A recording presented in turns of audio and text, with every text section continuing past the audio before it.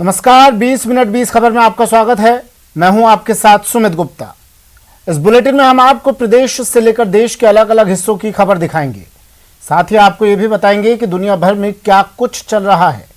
तो चलिए शुरू करते हैं 20 मिनट में 20 खबरों का सिलसिला। सबसे पहले खबर अपने प्रदेश राजस्थान की। अजब हाल है टोंक के इस स्कूल का।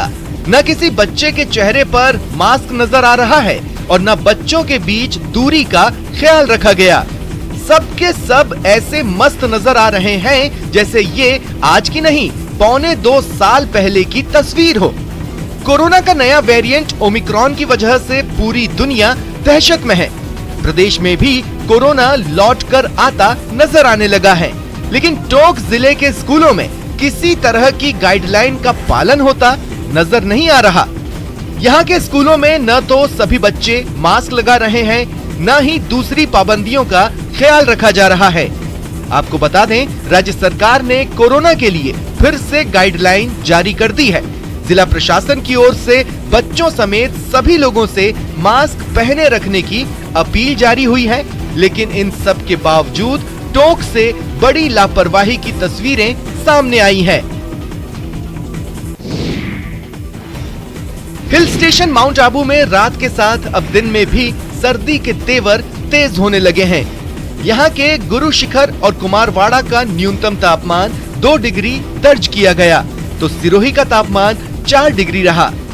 तापमान गिरने के साथ साथ तेज हवाओं ने सिरोही में लोगों की ठिठुरन बढ़ा दी है। हिल स्टेशन माउंट आबू में बदलते तापमान के बीच हजारों पर्यटक यहाँ घूमने पहुँचने लगे हैं। पिछले कुछ दिनों में यहाँ हजारों पर्यटक आए हैं।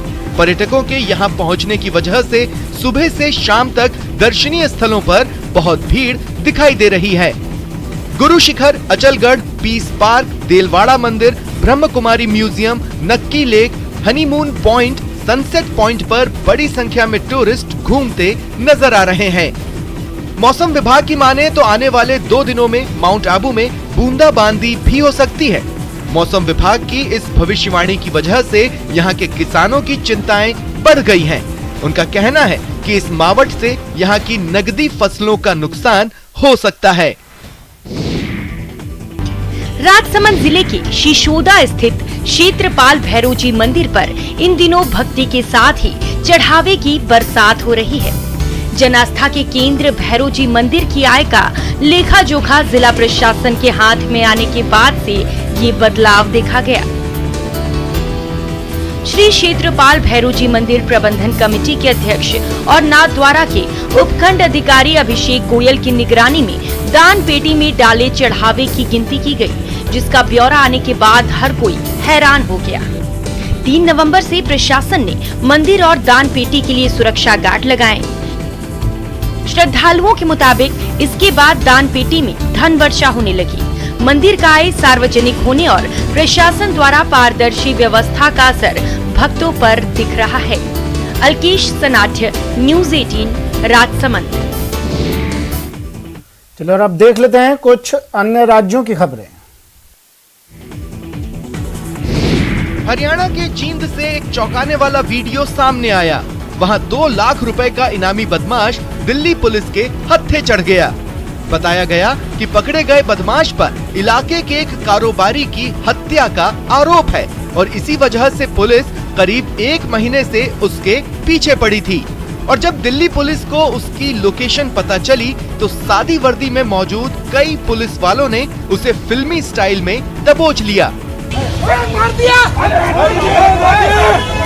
बीच बाजार हुई दिल्ली पुलिस की इस कार्रवाई का वीडियो भी सामने आया, जिसमें कुछ लोग आरोपी को दबोचकर गाड़ी की तरफ बढ़ते नजर आए।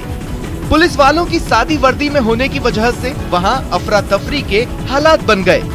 भीड़ में शामिल कई लोग तो इसे अपहरण की घटना समझने लगे।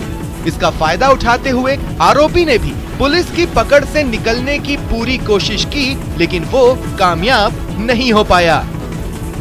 बाद में पुलिस वाले उसे खींचते हुए अपनी गाड़ी तक पहुंचे और जबरदस्ती उसे पीछे वाली सीट में बैठाकर आगे बढ़ गए। बाद में आरोपी को दिल्ली की एक अदालत में पेश किया गया, जहां से उसे पूछताछ के लिए हरियाणा पुलिस को सौंप दिया गया। जनाब ने काम ही ऐसा किया है कि लोग उस पर टूट पड़े हैं। पुरुष तो पुरुष, महिलाएं भी उसे छोड़ने के मूड में नहीं है। बीच बीच में थप्पड़ों की बरसात भी हो रही है। एक शख्स को घेर कर पीटने वाली ये तस्वीरें उत्तर प्रदेश के जनपद शामली के कांधला से हैं।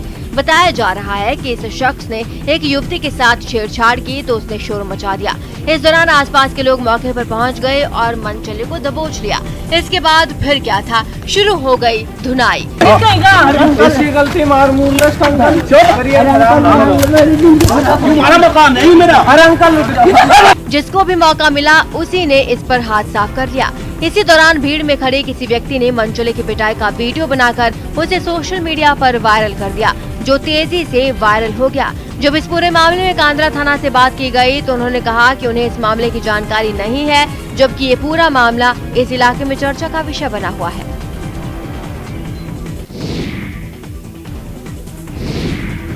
मध्य प्रदेश के ग्वालियर में एक युवक को कुछ लोगों ने छेड़छाड़ के कथित मामले में खुद ही सजा दे दी और सड़क पर ही उसकी लाठियों से पिटाई कर दी। खास बात यह है कि पीटने वाले लोगों में पुरुष ही नहीं, महिलाएं भी शामिल थी। इस मारपीट का एक वीडियो भी सोशल मीडिया पर वायरल हो रहा है, जिसको लेकर पुलिस ने युवक की रिपोर्ट पर मारपीट का मामला दर्ज किया। वीडियो में साफ साफ नजर आ रहा है कि सड़क पर आरोपी को अर्धनग्न हालत में कुछ लोग पकड़कर जुलूस निकाल ले जा रहे हैं। साथ ही उसकी लाठी डंडे से पिटाई भी की जा रही है। वीडियो में ये भी नजर आया कि पुरुषों के साथ साथ महिलाएं भी उसे धक्का मारकर सड़क पर दौड़ाती रही और फिर महिला ने उसके बाल पकड़ लिए। कुछ लोग उसे लाठियों से मारते रहे। इस वीडियो में महिला भी जयप्रकाश को पकड़कर पीटती दिखाई दे रही है। बताया जा रहा है कि ये घटना ग्वालियर के गोल पहाड़िया क्षेत्र की है। पीटने वाले युवक के बारे में ये कहा जा रहा है कि उसके खिलाफ छेड़छाड़ की शिकायत हुई थी, जिसमें पुलिस ने कार्रवाई की थी, मगर आरोप है कि इसके बाद फिर से उसने वही हरकत की तो लोगों ने उसे पीट दिया।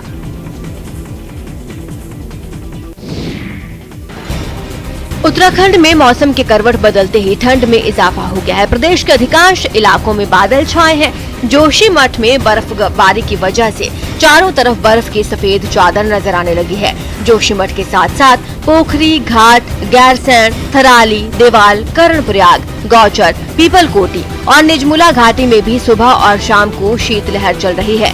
यही हाल केदार घाटी और यमुना घाटी में भी बना हुआ है। साथ ही पिथौरागढ़, चमोली और बागेश्वर जिलों में कड़ाके की ठंड पड़ने लगी है। उच्च हिमालयी क्षेत्र हंसलिंग, राजरंभा, पंचाचूली, दारमा, व्यास, चौंदास वैली में बुधवार शाम से रुक रुक कर बर्फ गिर रही है, तो बागेश्वर में पिंडर घाटी के जातोली, फुरकिया, ढाकुड़ी के ऊंचाई वाले स्थानों में हल्की बर्फबारी हुई।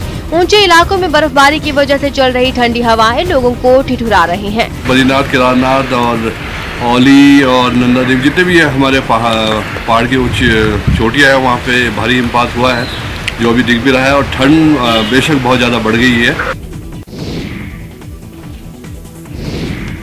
सर्दी का मौसम शुरू होते ही हिमाचल प्रदेश के मौसम का मिजाज बदलने लगता है। लाहौल स्पीति में एक बार फिर से बर्फबारी शुरू हो गई है। रोहतांग दर्रा और उसके आसपास के इलाकों में भी बर्फबारी हो रही है। वहीं कुल्लू में 2 दिनों से बादल छाए हुए हैं। मौसम के बदलते मिजाज को लेकर हिमाचल प्रदेश प्रशासन ने अलर्ट जारी किया है। लाहौल स्पीति समेत पूरे हिमाचल में दिसंबर शुरू होते ही तापमान में गिरावट शुरू हो गई है। वहीं बर्फबारी का दौर भी जारी है। मौसम विभाग के अलर्ट के बाद लाहौल स्पीति प्रशासन भी सचेत हो गया है। दरअसल लाहौल स्पीति के दारचा, जिंगजिंगबार, बारालाचा दर्रा, काजा मंडल, पटसेऊ समेत रोहतांग दर्रा में लगातार बर्फ गिर रही है।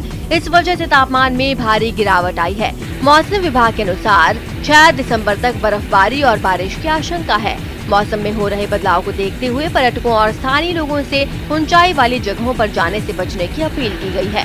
इतना ही नहीं, बर्फबारी की वजह से दारचा से आगे हिमाचल परिवहन की बस सेवा भी बंद कर दी गई है। वहीं लाहौल घाटी में हालात सामान्य बताए जा रहे हैं। बता दें कि घाटी के ऊपरी हिस्सों में बर्फबारी शुरू हो गई है।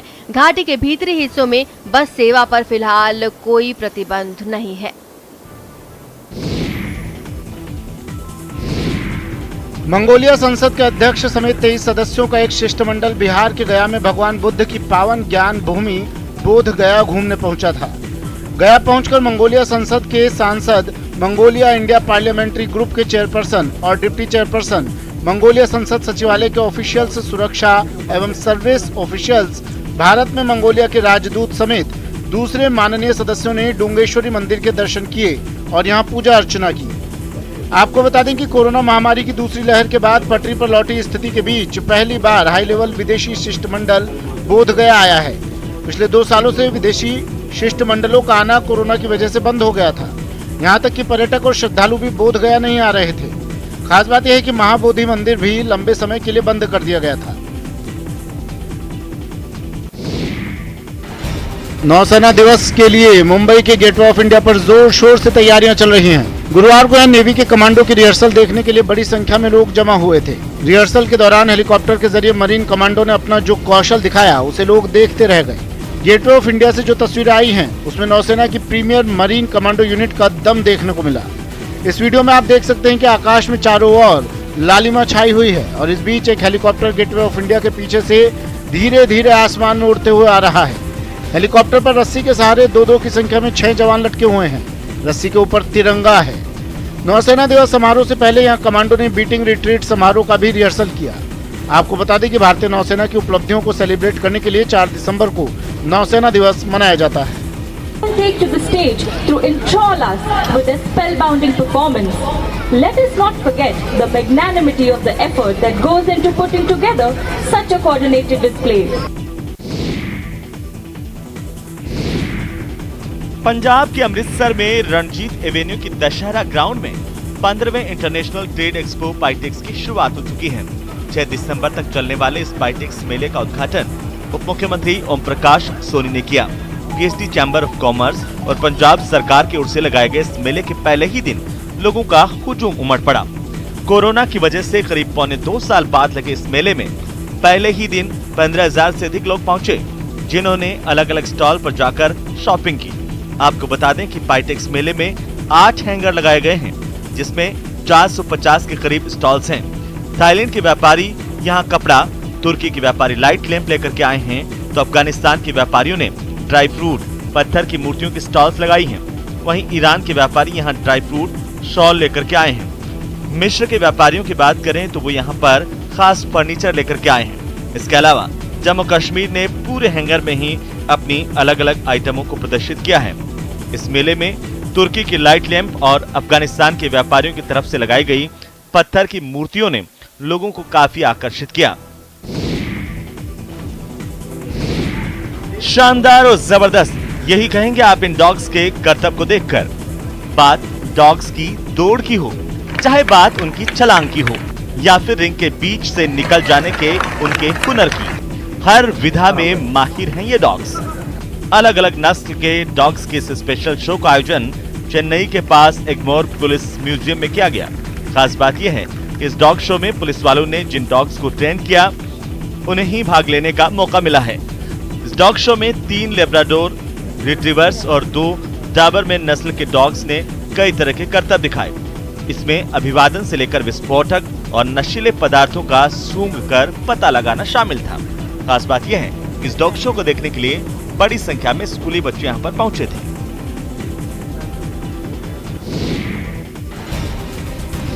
अद्भुत है इनकी अदा, अद्वितीय है इनके पंखों की फड़फड़ाहट।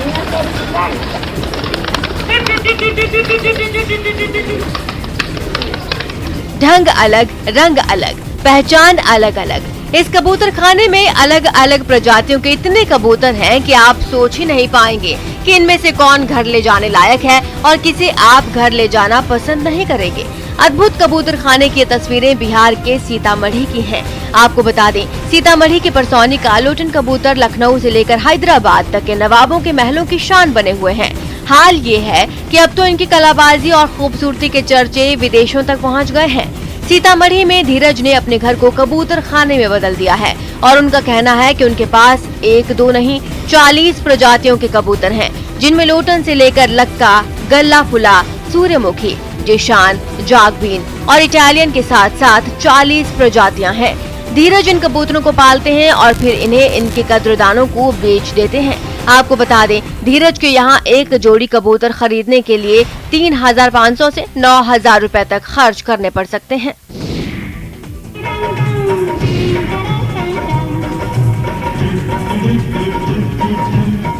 बग्घी पर एक दुल्हन का ठुमके लगाने वाले ये वीडियो मध्य प्रदेश के बुरहानपुर के सरस्वती नगर का है।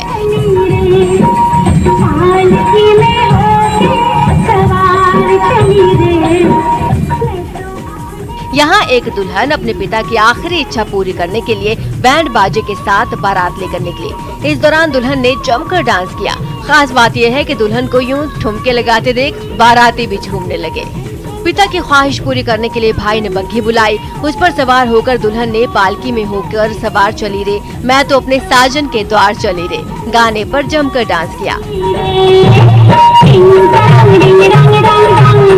आपको बता दें, सिंधी समाज में विवाह में वधु पक्ष के लोगों की ओर से वर पक्ष के यहाँ जाकर शादी करने की परंपरा है। लड़की के भाई ने लड़का लड़की में समानता का संदेश देने के लिए अपनी बहन के लिए बग्घी बुलाई और पूरी शान से उसकी बारात निकाली। बताया जा रहा है कि जो दुल्हन बग्घी पर डांस कर रही है वो बुरहानपुर के सरस्वती नगर के राजानी परिवार की बेटी दीपिका पंजुमल राजानी है। इसका विवाह एक दिन पहले इंदौर में हुआ था। ससुराल जाने से पहले दीपिका के भाई ने अपने पिता के सपने को पूरा करने के लिए अपनी बहन की बारात धूमधाम से निकाली।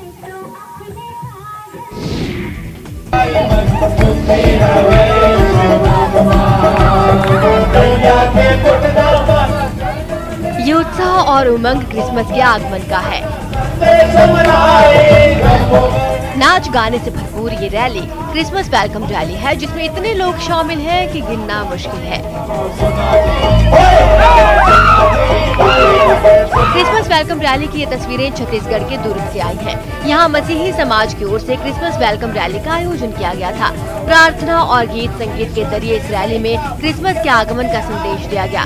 इस रैली में दुर्ग के अलावा राजनांदगांव, रायपुर, बिलासपुर, बालोद, धमतरी, चांपा, कोरबा, जगदलपुर, कोंडागांव जैसे दूसरे शहरों से लोग शामिल हुए हैं। दुर्ग में आयोजित इस रैली में उत्साह के अलग अलग रंग तो देखने को खूब मिले, लेकिन इस दौरान लोग कोरोना प्रोटोकॉल का ध्यान रखना भूल गए। ना सोशल डिस्टेंसिंग का नियम नजर आया और ना ही लोगों के चेहरों पर मास्क नजर आए।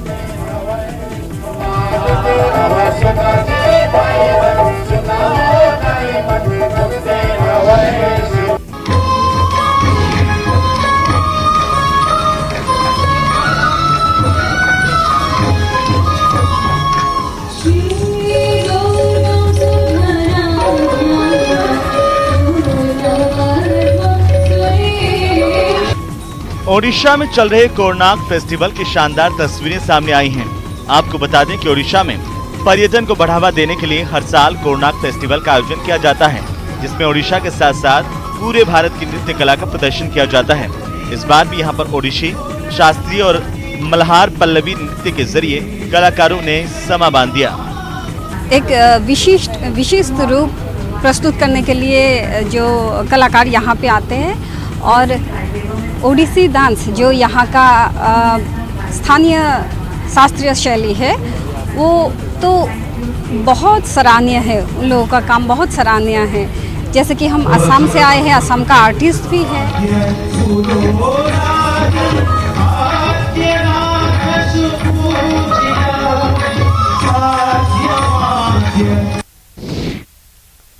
20 मिनट 20 खबर में अब बात कर लेते हैं कुछ अंतर्राष्ट्रीय खबरों की। अमेरिका में जारी तनातनी के बीच रूस ने प्रशांत महासागर के इलाके में एक अभ्यास कर दुनिया को चौंका दिया। रूस ने वहां जापान के दावे वाले मतुआ आइलैंड पर अपनी मिसाइलों को तैनात कर ताकत दिखाई। खास बात यह है कि मिसाइलों की तैनाती को लेकर रूस के रक्षा मंत्रालय की ओर से तस्वीरें भी जारी की गई हैं।